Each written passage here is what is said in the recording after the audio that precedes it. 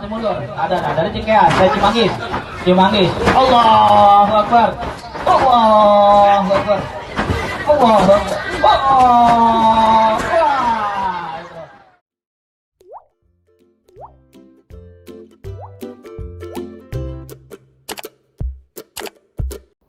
Sebuah video seorang pria yang berdiri santai diserbu puluhan orang tak gentar viral di media sosial.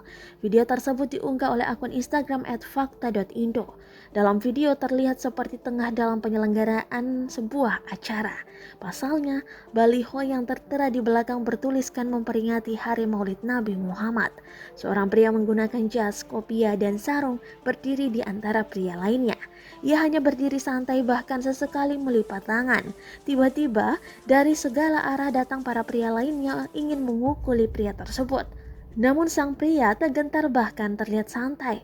Malah yang menyerang terjatuh seperti ada tembok penghalang. Video itu sukses menarik perhatian warganet. Banyak yang beranggapan pria tersebut menggunakan tenaga dalam sehingga tak gentar dilawan.